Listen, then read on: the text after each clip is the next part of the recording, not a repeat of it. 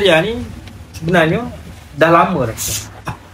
Orang dulu macam Histria ni adalah bahasa daripada Greek ataupun bahasa Latin lah, iaitu daripada kalimat histron, H-Y-S-T-R-O-N, histron, iaitu rahim. Nak katanya kebanyakannya gangguan ni lebih dialami oleh orang wanita. Lepas tu ada pandangan kata kebanyakannya Histria adalah wanita yang macam ni. Dia tidak termasuk dalam kalangan orang lelaki. Sebenarnya adalah termasuk juga sebenarnya. Termasuk juga. Iaitu dikaitkan dengan wanita kerana hal ini berkait dengan gangguan emosi. Sebab apa? Wanita selalu ada gangguan emosi. Kita ni jarang lah. Kalau ada pun serabut tidur hilang. Macam tu kita. Perempuan anak kaji-kaji, dia kena cerita apa-apa, barulah dia hilang dia punya keserabutan tu. Kalau kita ada masalah sikit, kita serabut juga, memang serabut tidur, hilang terus esok. Hebat lah, Alhamdulillah. Kena ni lah, kena apa, kena bangga lah kita jadi ni, kita kena bersyukur lah kita jadi lelaki. Jangan tak bersyukur pula jom tukar Argentina dan sebagainya. Okey, seterusnya ada juga fenomena iaitu panggil wandering uterus, iaitu rahim yang merayau-rayau. Katanya Histria ni sering terkena pada wanita yang mempunyai masalah emosi dan seksual. Itulah katanya Histria ni. Dan seterusnya rasukan. Rasukan ni mudahnya dimasuki, mudahnya masuk jin. Sebenarnya okay, kalau tengok kepada pandangan teologi Islam, iaitu fenomena yang kerasukan adalah hakikat yang disebut dalam Al-Quran, Al-Hadis. Al-Quran apa dia? Misalnya dalil dalam Al-Quran iaitu Alladzina ya'kuluna riba la yaqumuna illa kama yaqumul ladzi yatakhabbathu asyaitanu minal mas. Orang yang memakan ataupun mengambil riba tidak akan berdiri, melainkan berdirinya orang yang kerasukan kerana lantaran tekanan penyakit gila. Jadi ulama kata ini adalah disebabkan oleh orang seolah-olah gangguan jin. Maksudnya jin tu memasuki orang tu, maka macam itulah masa kiamat nanti orang tu akan bangun. Orang yang makan riba macam tu. Ibn Taymiyah, Ibn Katsir, dia berpandangan bahawa katanya manusia boleh dirasuk oleh jin. Tapi ada setengah-setengah tu dia tak percaya. Dia kata macam misalnya siapa? Di Mesir ni adalah ulama-ulama Azhar, dia tak percaya. Tak apalah, tak ada masalah pun sebenarnya pandangan. Nabi tak ada pula kata siapa yang tak percaya benda ni akan jadi dapat dosa. Tak ada. Jadi dia ada perjanggahan. Macam Syekh Ali Jumaah pun tak percaya. Tak apalah, sebab Syekh Ali Jumaah ni dia ahli dalam bidang usul fiqh, bukannya gangguan makhluk halus. Okey. Kalau dalam as-sunnah pula, itu fa inna syaitan yajri min bani adam majrad dam. Maksudnya mereka ni dia lalu dalam aliran darah kita. Di mana aliran darah boleh lalu, maka di situlah dia boleh lalu. Dan dia masuk pula mudahnya masuk dalam liang roma kita. Liang roma pergi sampai ke salur darah. Salur darah dia pun pergi ke mana-mana. Dia ikut dia lah nak pergi mana-mana. Gitu. Okey. Dan pandangan ulama apa dia? Misalnya dalam Syekh Muhammad Al-Hamid, iaitu Rajuluddin minas Syria, rasanya daripada Syria. Iaitu dia kata jika bangsa jin mampu iaitu mempunyai struktur jisim yang halus, iaitu jismus latif, ia tidak menghalang secara akli dan nakli akan kemampuan mereka merasuk ke dalam tubuh manusia. Kerana jisim yang halus mampu memasuki ruangan yang sempit. Maksudnya ni ruangan yang sempit masuk dalam kita punya liang roma ni. Misalnya angin yang mampu untuk memasuki badan kita, api yang mampu memasuki ataupun membakar jauh ke dalam bara, seperti tenaga elektrik yang mampu mengalir dalam wayar. Walaupun kita tak nampak, tapi kalau pegang kena shock current. Bahkan air juga yang mampu diserap oleh tanah, mampu dimasuki oleh badan kita. Sedangkan air itu bukanlah jisim yang halus. Air ini bukan jisim yang halus. Air ini adalah jisim yang thaqil, sebagaimana angin yang halus. Bukanlah jisim yang halus. Sebagaimana angin dan air. Itu bahasa dia lah.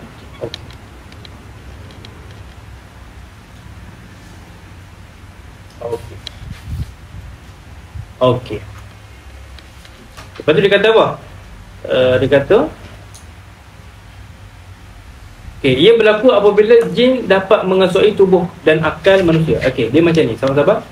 Jin ni kebanyakannya dia akan masuk melalui rongga-rongga yang ada dalam badan kita. Dan ada jin yang bodoh lah. Ada jin yang cerdik. Jin yang bodoh kebanyakannya dia tak mampu untuk sampai ke otak. Jin yang cerdik dia akan mampu untuk sampai ke otak. Bila sampai ke otak, kebanyakannya kita akan hilang pertimbangan. Kalau macam jin yang biasa-biasa ni, getar tangan, cakap, tapi kita masih lagi waras. Itu bukannya jin yang hebat lah. Mana tadi? Iaitu sehingga manusia menimbulkan ucapan dan perbuatan yang tidak terkawal, membenci Al-Quran, enggan beribadah. Bahkan ada yang menunjukkan kekuatan yang luar biasa. Okey. Pandangan psikologi pula. Ini psikologi ni pandangan barat. Iaitu histeria dilihat sebagai satu bentuk kecenderungan jiwa dan emosi yang menzahirkan simptom fizikal tanpa punca organik yang jelas. Tekanan jiwa, trauma, stres dan konflik emosi merupakan antara punca utama tercetusnya gejala ini. Okey, anak mudahnya macam ni sahabat-sahabat, nak bagi tahu. Dia banyak sebenarnya. Kalau anak kaji histeria ni iaitu haron, iaitu gangguan fungsi jiwa sebagai kebimbangan tanpa sebab yang jelas. Lepas tu histeria ni ada banyak pula. Iaitu histeria tahawuliyah, histeria ima, histeria tajwalun naumi, histeria alla-syu'uriyah, alla-syu'uri, tajwal alla-syu'uri. Lepas tu ta'adad syakhsiyah. Lepas tu as-sar'u, iaitu demonologi. Banyak dia punya jenis histeria ni. Banyak jenis histeria. Lepas tu pula histeria dari segi apa? Histeria dari segi pembahagian pula. Misalnya katanya dia nak jumpa pula histeria organik. Oh, mana dah? Ni yang nak belajar lah ni. Misalnya dia kata ni untuk ni, sahabat-sahabat nanti mungkin dengar, mungkin okey lah. Yang nak buat sikit. Misalnya dia kata histeria organik, histeria psikopatologi, histeria komunikasi. Banyak jugalah. Nanti anak akan share lah. Ni kawan anak buat. Anak belajar dengan dia. Itu walau bagaimanapun kita bukan nak kenal benda-benda. Kita nak kenal jin ni boleh membuatkan orang tu kerasukan. Okey, secara mudahnya gini, histeria ataupun kerasukan ni, okey, gangguan jin, kita faham dulu gangguan jin. Gangguan jin ni kebanyakannya mirip dengan histeria. Maksudnya histeria dengan gangguan jin sama je. Dia boleh memberi kesan. Cumanya histeria ni kalau dengan mental, sebab mental ni dia berkait dengan psikosis dengan neurosis. Psikosis ni misalnya gangguan ni lah, gangguan mental yang bersifat berat, macam orang gila lah, skizofrenia, sakit jiwa betul, halusinasi, delusi, pemikiran kacau. Ni histeria yang boleh menyebabkan hilang pertimbangan secara apa? Secara hilang sedar betul. Tetapi ada juga disebabkan oleh neurosis. Neurosis ni adalah mental yang bersifat ringan. Misalnya kebimbangan, anxiety, depression, apa lagi, fobia, OCD. Ini boleh, jin dia boleh buat macam tu. Cumanya hisria mental macam ni, kebanyakannya kita kena ruqyah sebagai complementary. Maksud dia sebagai penyempurna, sebagai mencari barakah. Dia bukan rawatan utama untuk mencari kesembuhan. Nanti kita akan bahas lah, kenapa bukan rawatan utama. Dia boleh jadi rawatan utama, cumanya kita ni tak mampu. Sebabnya kita punya iman macam mana. Yang kedua, kebanyakannya rawatan utama sekali untuk mendapatkan kesembuhan secara betul. Bukan secara betul, maksudnya dengan cepat. Maksudnya tak perlukan hati yang bersih. Kalau kita baca Quran, untuk orang macam ni, hati yang bersih insya-Allah mudah. Tapi kebanyakannya kita ambil pandangan dunia lah, iaitu kena makan ubat, dan memang dia tidak ada jin situ. Dia kena makan ubat. Rawatan ni dia kena makan ubat. Ubat ni lah berkait dengan psikiatri lah. Okey. Itu disebabkan oleh mental. Ada lagi hisria disebabkan oleh jin. Okey, kalau jin pula, selalunya bila orang yang ada masalah kerasukan ni, dia akan ada gejala penyakit mental. Ana bagi tahu dah tadi. Secara sementara ataupun dia kebanyakannya secara sementara. Bila kita ruqyah, benda tu keluar, hilanglah pengaruh jin tu, maka tak adalah masalah mental. Okey. Dia akan baiklah bila jin tu tak ada.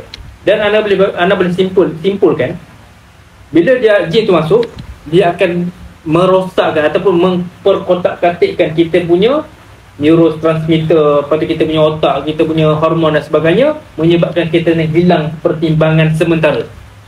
Mungkin boleh jadi bila kerasukan, kita cek dalam kita punya adalah alat-alat, itulah alat-alat untuk cek dia punya hormon tu, boleh jadi sama juga macam mental disorder, dan mudah hilang bila kita gangguan itu tak ada. Jadi ubat dia kebanyakannya ruqyah yang utama, untuk ruqyah, untuk sembuh dengan total. Dan satu lagi, makan ubat sekiranya tertinggal baki penyakit.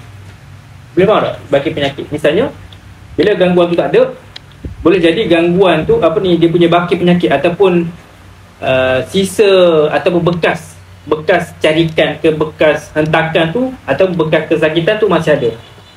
Itu menunjukkan bahawa jin tu memberi kesan kepada fizikal.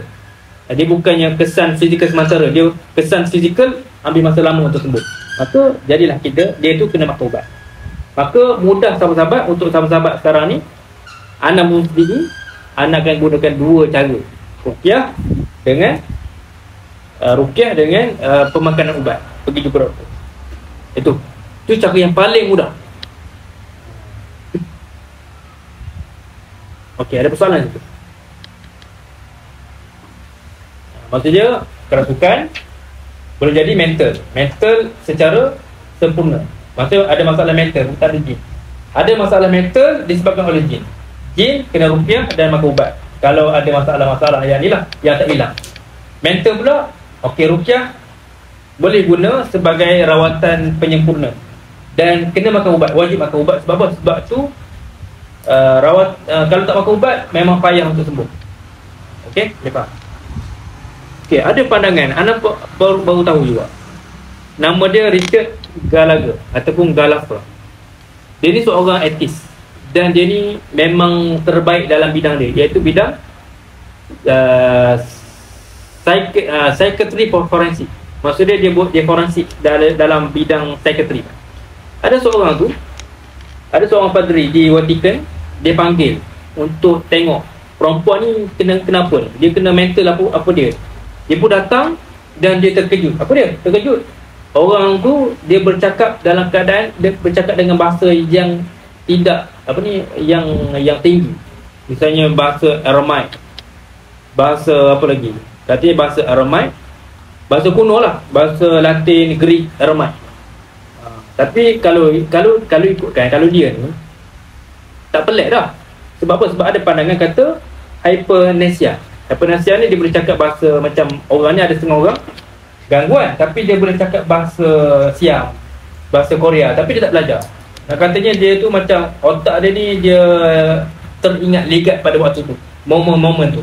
Dia pun dimasukkan sekali pada situasi kerasukan, situasi mental. Maksud dia terlebih ingat. Gitulah.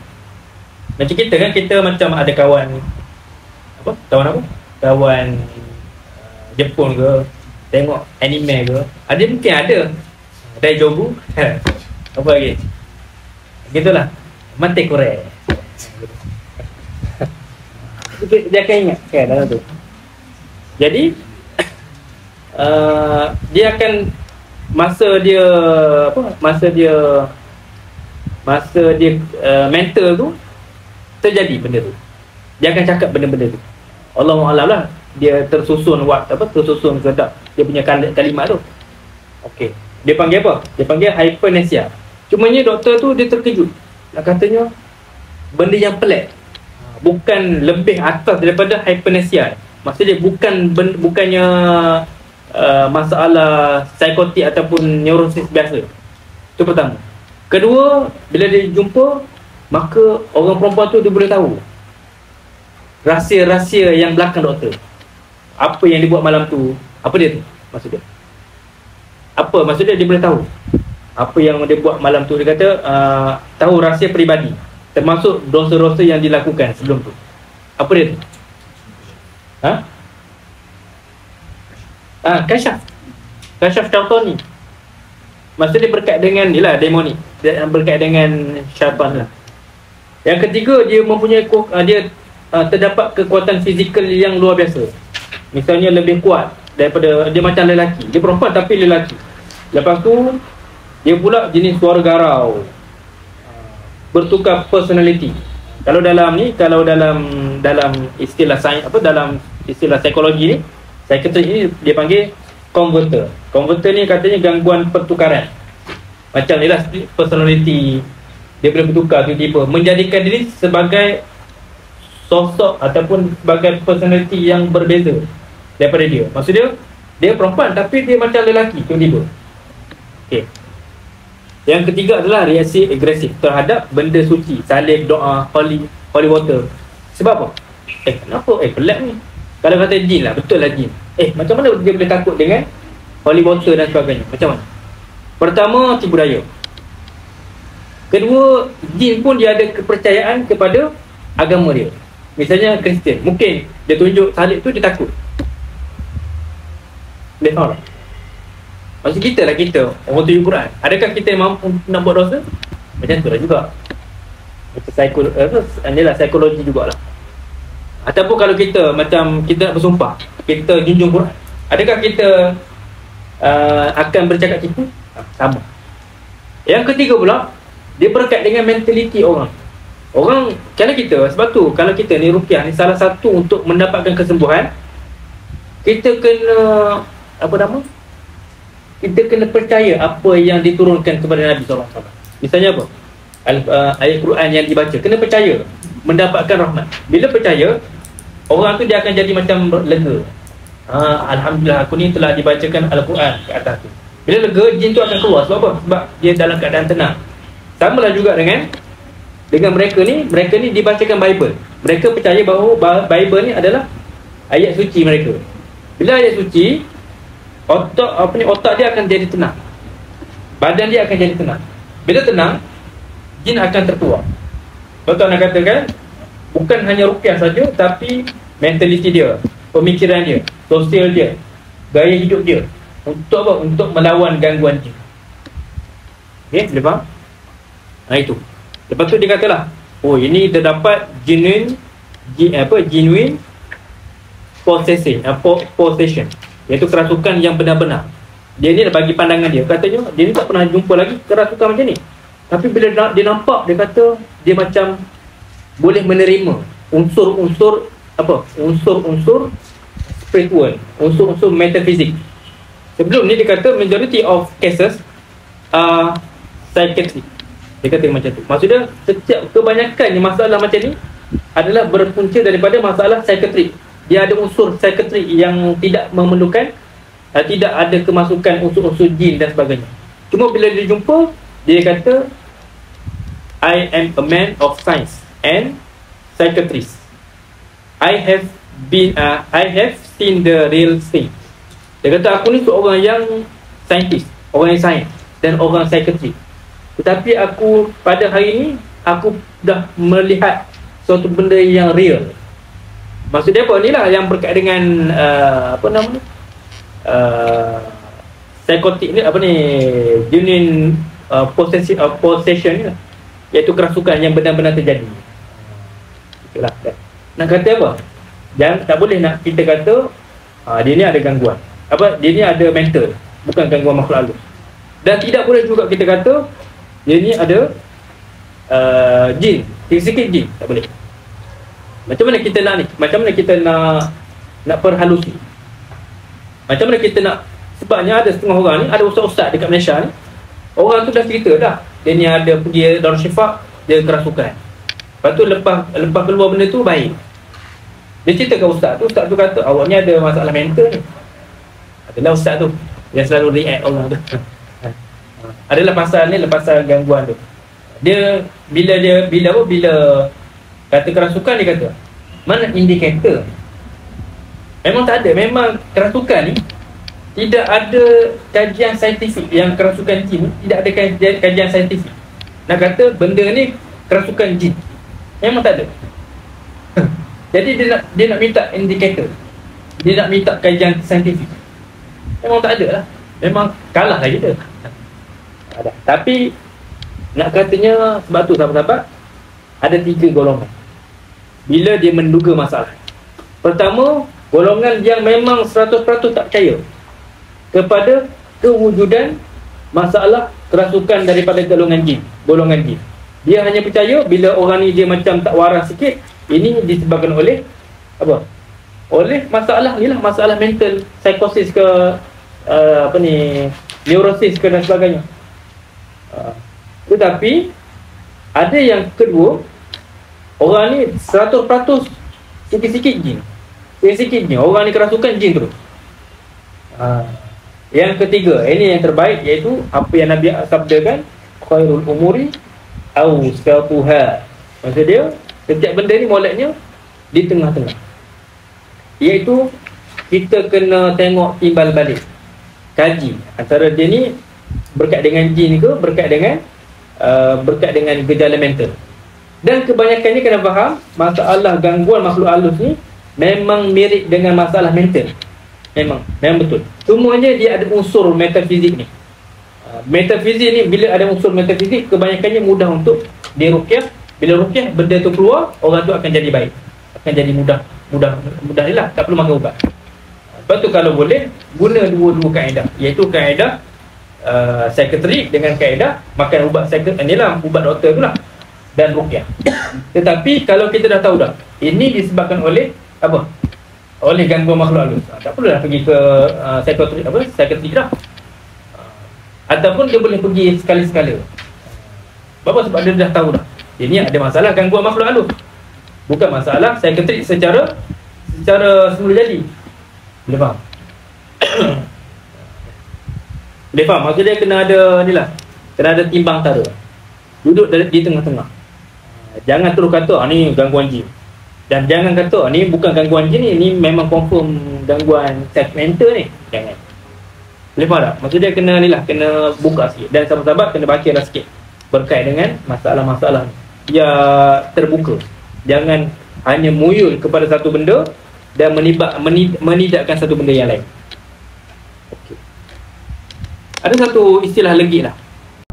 Itulah beberapa pengetahuan berkait dengan kerasukan. Kerasukan ni yang mudah, gangguan kerasukan makhluk halus ni memang mirip dengan gangguan mental yang biasa yang kita jumpa.